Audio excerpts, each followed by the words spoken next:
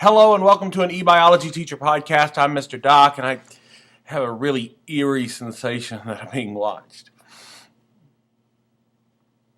All right. Obviously, we're talking about organ systems today.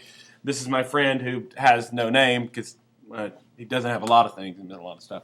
So today we're going to be looking at organ systems sort of as an overview. Now, you've got a whole lecture series coming up where we talk about a variety of different organ systems, more in particular. But today we're going to kind of do an overview. We're going to look at all of them and see what's going on in them. So let's go ahead and get started with sort of identifying what it is that we're going to learn today. All right. We're going to start with making sure that we have a clear understanding of the main purpose of all the major body systems. So we're going to be able to identify not only what the body systems are, but also what they do. Additionally, we're going to identify which organs make up which body systems. And I'm going to go ahead and give you some fair warning ahead of time. Sometimes organs fall into more than one category because the human body isn't just a whole bunch of little parts that just do their own thing. There are a whole bunch of little parts that integrate together to do a much bigger purpose. Finally, we're going to compare and contrast the general anatomical relationship of the major organs. In other words, we're going to try to get a pretty good feel for what the body looks like both inside and out. So we need to be able to find these things once we're looking for them. So let's go ahead and move on to the major organ systems that we're going to be talking about. When we say the word organ system, what we really mean is a series of organs that work together for a common purpose. That doesn't mean that they can't have multiple purposes or that they can't play a role in other systems. But an organ system generally is defined by the organs that make it up and the purpose that it does. Now, each organ system is made up of organs that are made up of specific tissues. And as you probably have no doubt learned in this class already, the structure of something will determine the job that it does. In other words, shape determines function. So even the cells that make up a system are unique to that system. Because remember, all the way back at the beginning when we were talking about the cell theory, cells are the basic unit of both structure and function. Now, what do I really mean by that? Well, what I mean is the shape of the cells that make up an organ are what allow that organ to do what it does, okay? Your stomach doesn't churn and produce acid. The cells that make up your stomach allow the stomach to contract, and they do have acid-producing mechanisms in them. So the cells that make up your stomach are what allow your stomach to do what it does. If your stomach doesn't do what it does, it's generally because the cells that make up your stomach are broken. They're not doing what they're supposed to do, all right? Finally, each tissue again, is made up of specialized cells that are unique to that system. And there's a process called histology where we could basically look at cells and tell where in the body they came from. The major organ systems that we're going to consider are the skeletal system, the muscular system, the integumentary system, the circulatory system, respiratory, digestive, excretory, nervous, endocrine, and the reproductive system. The reproductive system being the odd one out here because there are actually two different versions of it. You probably know what I'm talking about already. Now, if you are in my class, the bolded ones are the ones that we're actually going to dissect using the fetal pig. And what we're going to be doing is we're going to be doing an analogous dissection. What I mean by analogous dissection is that we're going to be using the fetal pig as sort of a model, a stand-in for the human body so that we can get a better understanding of how our bodies work. And the fetal pig is surprisingly similar, surprisingly analogous organism where when we look at that, we can really see how we work, okay? So unless you're willing to dissect, somebody, which I can't imagine anybody volunteering for that job, we're going to use the fetal pig as sort of a stand-in. All right, so what we're going to do is we're going to take each one of these systems one by one. We're going to talk about its major function and the pieces that make it up. So let's start with the skeletal system. Now, the skeletal system has the job of providing structure for the organism. It basically is the frame on which everything is built. The components that make up the skeletal system are bones, cartilage, and ligament. Ligaments are the connective tissue that connect bone to bone. All right, and that's important because sometimes we think about, oh, well, I have a tendon or a ligament. A ligament's specific job is to hold the bones together, bone to bone. All right, and that's what a ligament does. The cartilage basically serves as sort of a barrier between rubbing bones. Now, I mean, you can imagine if you rub two sticks together, you get fire, right? That's pretty cool. Well, you don't want sticks to rub together in your legs because that's a place you don't want fire. Right, so the cartilage basically adds as the lubricant between muscle or between bones to prevent them from basically damaging. And as a matter of fact, there's a condition called arthritis where the cartilage basically wears away, and we have a lot of pain in our joints because there's not enough cartilage to keep it nice and smooth and even. All right.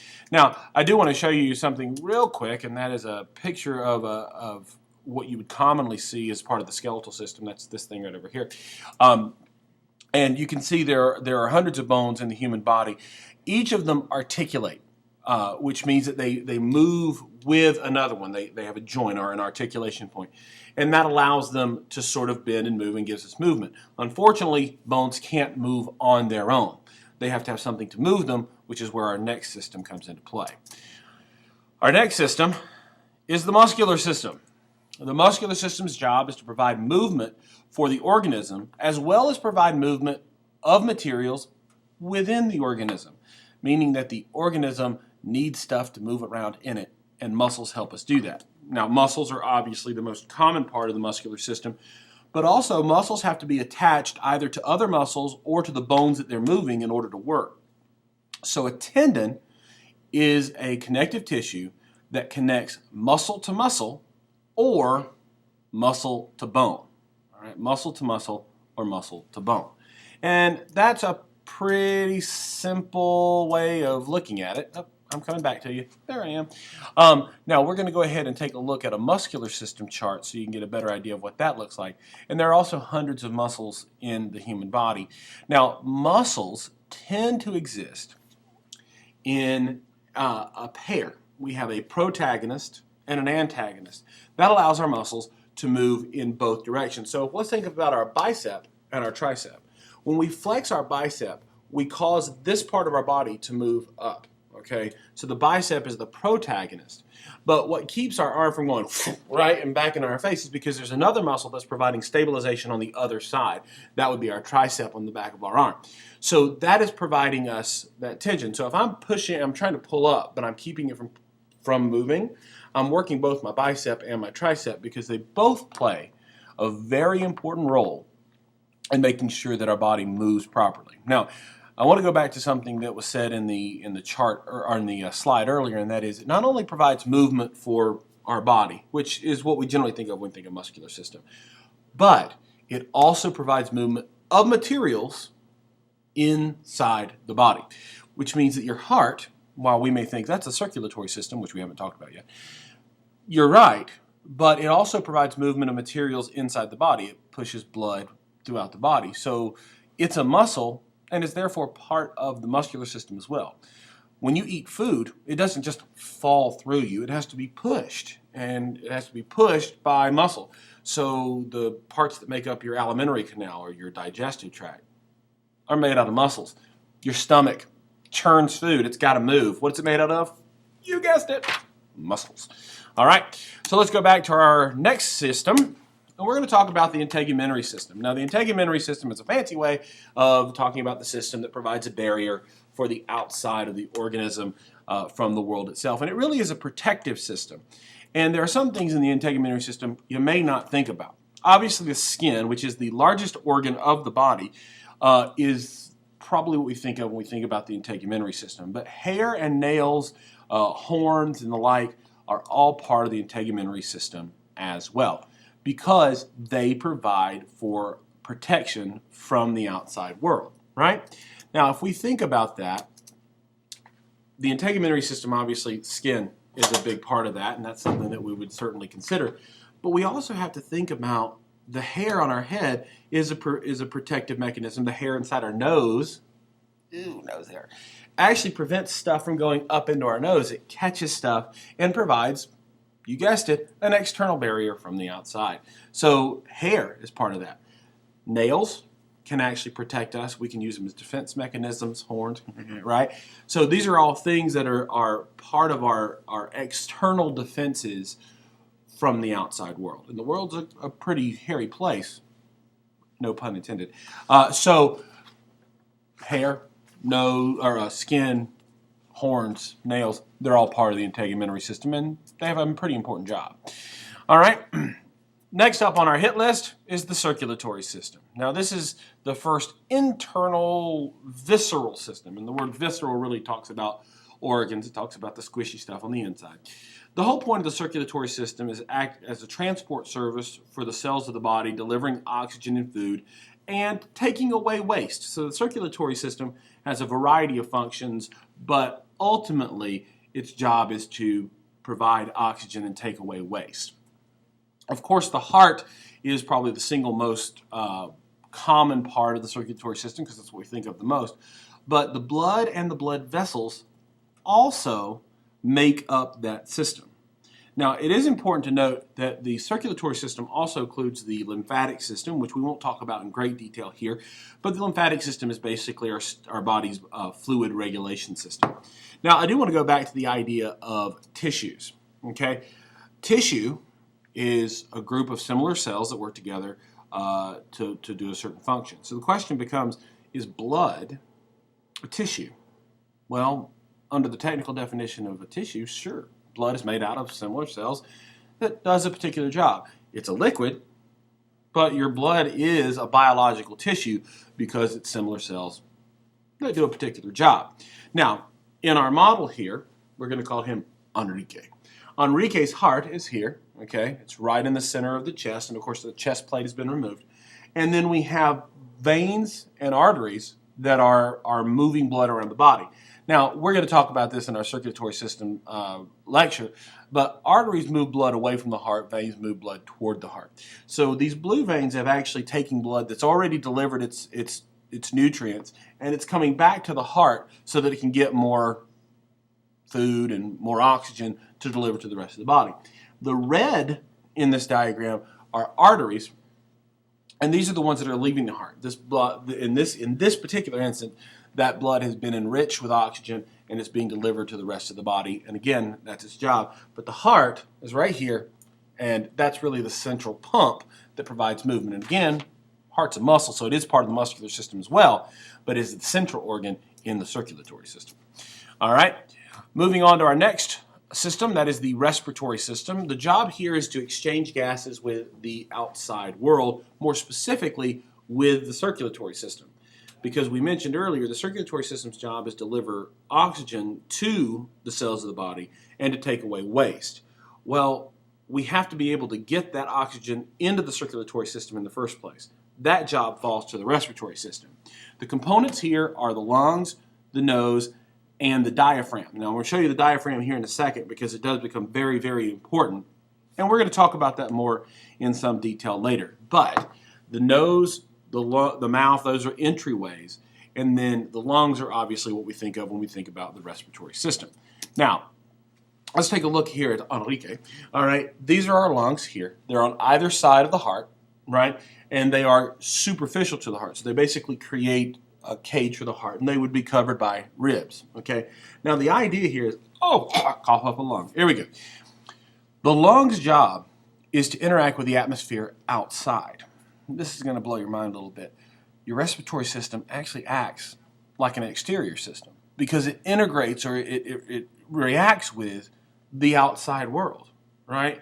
Your circulatory system is pretty closed. It only interacts with the blood vessels in your lungs, right? But the respiratory system has to get stuff from the outside inside. So it's really open to the outside. It's not strictly speaking an internal system. But what happens here is we're going to breathe in oxygen, okay? It's going to go down our trachea. It's going to enter into the lungs. It's going to exchange the oxygen with carbon dioxide in our lungs. And then that blood's going to go to the heart. And then the heart's going to do its job of circulating that blood by delivering the oxygen. But when the blood's up there, it's going to take the oxygen, put it in the cells, and it's going to take the waste, which we produce carbon dioxide from cellular respiration. It's going to pick it up. It's going to bring it back to the lungs. And then we're going to breathe that out. And that's the job of the respiratory system. And again, we're going to go over these systems in more detail in individual lectures, but I want to give you sort of an overview now. Now we're moving on to the digestive system. Oh, before we do that, I want to talk about the diaphragm. The diaphragm is actually a piece of muscle here. You can see it on the bottom of the lung because the lungs are not made out of muscle, but air doesn't just go in. So what happens when we breathe is the diaphragm has to contract and it pulls the lungs down.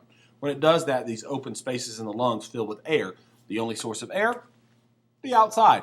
So when we breathe, we contract the muscle. The muscle creates space, and the space gets filled with the air outside. All right, and we'll talk about that more when we get into the respiratory system specifically. Now let's talk about the digestive system. The digestive system's job is to both physically and chemically break down food for the body's use. Now, that seems like an easy job, except you've got to realize that food has to be broken down into pretty tiny little pieces. Okay, because we got to get it into the cells, and as you well know from our previous unit on cell transport, food can't be in huge chunks. I mean, the cell really can't take in a piece of food that's bigger than the cell itself. So we're talking about breaking this food down into really, really tiny pieces. That takes both chemical and physical digestion. So teeth are part of the digestive system because they rip food apart. Your tongue helps form the food into a shape that's easy to swallow. Your esophagus leads the food down to the stomach where it can be chemically digested. The liver and gallbladder actually provide chemicals that help further digest. The small intestine continues the digestive process and also absorbs the nutrients. So the small intestines are surrounded by blood vessels and the nutrients get into the blood that way. And then the large intestine basically reclaims water and allows us to produce the waste. Of course, there are other parts of the digestive system that are a little less pretty, and we'll talk about those when we get specifically into the digestive system. But Enrique here is going to show us where his digestive system is. And to do that, we're going to have to remove the lungs and the heart itself. Right? So now we've got this esophagus and it's this thing here. So it started here. It's going to work its way all the way down. And then this thing right here is going to be the liver. Hold on a second. Let's give Enrique a little height so we can see him. Here we go. All right. So the liver's here. The food's going to go into the stomach, right? And then it's going to end up in the small intestine, which is stuff here. And then it's going to go to the large intestine around here. And then the large intestine is where it ends. And then you know where it comes out later. Okay. So we don't have to talk about that. All right, so that's the digestive system sort of as an overview. Now, we're going to talk about the excretory system. The excretory system is the part where we get rid of stuff.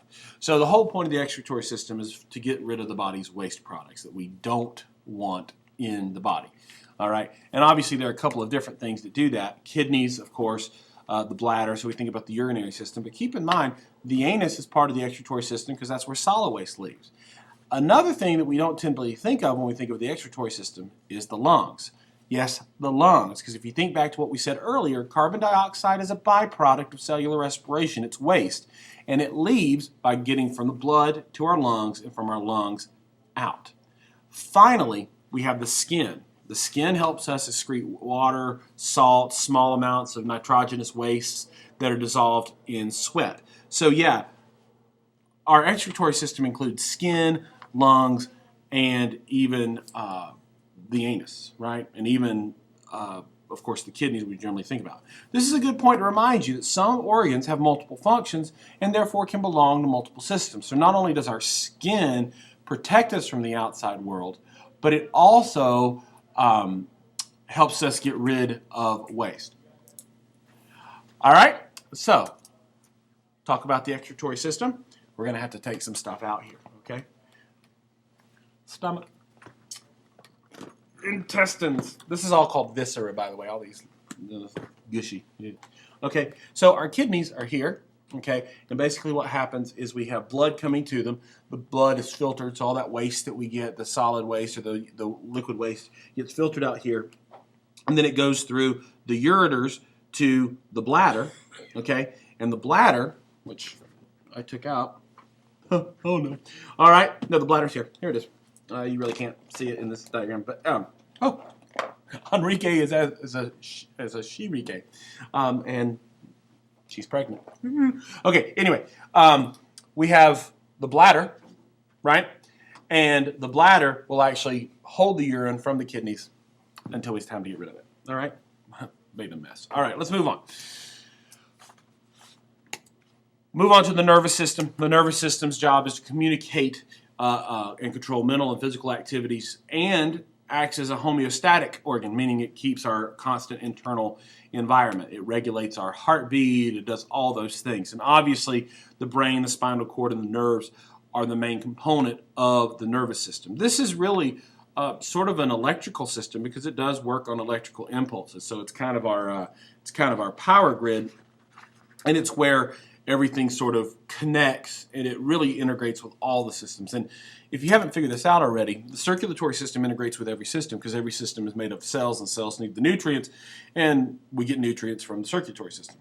The nervous system also integrates with every system. So this is one of those things where not only do systems are part of each other, they also work together, right? They're integrated. Now, the nervous system obviously includes the brain. Okay, the brain is here. If you don't know where your brain is, you're probably in a little trouble. All right, and then we have the spinal cord, and you notice the spinal cord has these little nerves that run off from it. And so basically this is the system that connects to the brain. So we have signals coming in and we have signals going out. So the brain can send a signal out for us to do something, but the brain can also receive signals in from these nerves and interpret that information as something important. And of course, another good point to talk about how systems integrate is because the nervous system is so fragile, it's made of nerve tissue, it has to be protected. So your spinal cord actually runs up your vertebrae. So this is a vertebrae, it's part of the skeletal system, it's a muscle, right? It provides support, but it also provides protection so that when the spinal cord runs up through it, it's not exposed to the outside, it's not really superficial, so it's really protected pretty well by these systems. All right, so the skeletal system protects the nervous system. All right, moving on to the endocrine system. Now, the endocrine system is kind of like the nervous system, except instead of sending electrical impulses, it sends chemical messages, primarily hormones or enzymes that make the body do what it needs to do. Now, this includes glands. It does include the pancreas. It includes the ovaries, the testes, and the hormones themselves. So the endocrine system really does the chemical messaging, whereas the nervous system does the electrical messages. And there are some exceptions to this rule, but here's an easy way to remember. The nervous system generally controls day-to-day or even second-to-second action within the body. It is what controls our responses, it's what controls how I'm talking, that sort of thing. The endocrine system can really control long-term processes. So the endocrine system is responsible for, say, determining when you go into puberty or when a female ovulates. Right? These are long-term patterns where the hormones trigger certain reactions in the body. Some of these reactions can happen relatively quickly, but on the whole, the very quick, the very day-to-day or minute-to-minute responses are nervous system controlled, but the long-term developmental things can in large part be controlled by the endocrine system and the glands that make it up. All right, that takes us to the reproductive system, and as I mentioned earlier, this is sort of the odd man out because there really are two systems to look at because you have the male reproductive system and the female reproductive system, right? The male reproductive system is responsible for producing and storing and distributing gametes. Now, obviously, both of them do that, but we're talking about different gametes. The male reproductive system is going to produce sperm. It's going to distribute it by providing it to the female reproductive tract. The female reproductive system is going to produce gametes, but it's going to release those gametes for the purposes of fertilization. In the male, the components are obviously the testis, the penis, and the sperm itself, where in the female, the ovaries, the fallopian tubes, or the oviducts, as they're sometimes called, the uterus, the vagina, and the eggs themselves are all part of the reproductive system. Now, there is one other note here, and we're going to get into this when we talk about the reproductive system in more detail, and that is the female reproductive system has an additional job, and that is to gestate offspring, that is, to take care of it until it's ready to be born. That's not something that the male reproductive system has to worry with. Okay, so the female reproductive system not only has to produce the gametes and provide for their fertilization, but if fertilization occurs, the female reproductive system now goes into daycare mode, so to speak, in that it allows the offspring to develop inside and will ultimately give birth to the offspring like we saw from Shirike, which I now cannot find. The bell? There it is. Wee little baby. It's a baby. Tiny. All right. So that is our overview of the systems. You can tell that this is actually a pretty big puzzle, and the pieces have to go together right. If they don't go together right, they just don't work. So understanding not only the pieces and what they do, but where they go is obviously critical. We're going to get into more detail on how those all work. But you can see that the human body is pretty complex. There's all kinds of stuff, and it integrates, and you got little tubes and little nerves and all that stuff. It's pretty cool, but you need to know how it works, and you need to know what those systems do. But ultimately, what we need to understand is each system is made up of components. Those components do certain jobs, and sometimes those components even integrate with other systems to make sure those systems can do their job. All right, so let's go ahead and review our final objectives. First of all, list the major body organ systems. Well, you've got the muscular system, you've got the skeletal system, you've got the integumentary system. Then we go into things like the circulatory, respiratory, digestive, excretory, nervous, and endocrine system, each having their own structures within them. The job of the circulatory system is to send materials to the body, namely oxygen and food. The respiratory system's job is to exchange gases with the atmosphere and the bloodstream. Digestive system's job is to break down food into little parts that can be absorbed. Excretory system is to take that stuff that we absorbed after it's been used, get rid of the waste that it makes. The nervous system is to control our body's working. The endocrine system is the chemical messages that control how we develop. And the reproductive system ultimately provides more of us, so to speak. All right. The major organs within the organ systems, obviously, the skeletal system is made up of bones and ligaments and cartilage. The muscular system is made up primarily of muscles and tendons. The integumentary system has a variety of different features, including the skin, hair, nails, horns, for those of you who have them. If you do, that's kind of cool. But it also includes our nose, our mouth, our ears, things like that. The circulatory system obviously includes the blood vessels and the heart, and also works with the lymphatic system, which uses basically the same vessels to control our body's fluid regulation. The respiratory system's job, or the components, that make up the respiratory system are the lungs, and of course the blood vessels that exchange. Well, wait a minute, blood vessels are part of the circulatory system, right? Yeah, but how else are you going to get the oxygen around there, right? So the blood vessels are part of multiple systems because they have multiple jobs, not only to circulate blood, but also to circulate gases. Digestive system includes the stomach, the intestines, and the organs that are associated with them, like the pancreas, the liver, the gallbladder, and stuff like that. The excretory system includes not only the kidneys and bladder, which we generally think of, but it also includes the anus, because that's one place we get rid of waste. It also includes our skin, because we can get rid of waste that way as well. The nervous system deals with nerves, the spinal cord, and of course the big boy, brain. And of course the endocrine system is made up of primarily glands, which include things like the ovary and the testes, but also the adrenal gland and the pituitary gland and the thymus, or the thymus gland and whatnot. And then finally the reproductive system, which actually there are two. There's the male reproductive system, which consists of the penis, the testes, and the sperm. And you have the female reproductive system, which encompasses the ovaries, the oviducts or fallopian tubes, the uterus, the vagina, and of course the eggs that are used for reproduction. Finally, we're going to look at the general anatomical location of these organs. All right, so in review, we are going to look at, of course, the brain is up here toward the top. We've got the nose and the mouth, of course, and then the nose and the mouth actually integrate with two systems. We've got the trachea for the respiratory system. We've got the esophagus for the digestive system. And of course, if we continue with the respiratory system, we have the lungs here and here.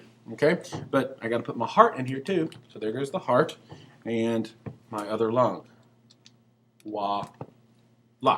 All right, and then of course we've got to get our other innards in here. So we have the reproductive system, which is pretty inferior. It's way down here at the bottom. Okay, I'm going to put that back into place. Here we go. Putting together the whole human puzzle. All right. Voila. All right. We've got our little large intestine here. We've got, this is called the mesentery. It's kind of the membrane that holds everything together. And of course, I've got my small intestines here. Voila. My large intestine It's also called the colon. It's got 4 parts. It's got the ascending colon, the transverse colon, which I'm putting here, the descending colon, and the sigmoid colon, which leads to the anus. That's where stuff gets out. Of course, I have my stomach, which goes in right here, right? And then, of course, I've got my liver, and we're back together in one pretty piece, all right? When you think about organ systems, you think about individual organs, you think about, oh, I know what the heart does, okay? It's really complicated, and it really interacts with a whole bunch of different things. So when you know the organ systems, you got to map the human body. You can figure out where things go, what's happening, and all this, okay? So don't think of it as this gushy, ooey, gutsy mess. Think of it as an incredibly complex machine that makes up what you are. All right? We'll have more lectures. We'll take each system individually coming up, but that's sort of your overview. I hope you've enjoyed it, and I hope you've learned a lot. I'll see you later. Now, I'm going to hang out with my friend here, and we're just going to, some dinner? Let's get some dinner. Let's put that digestive system to work.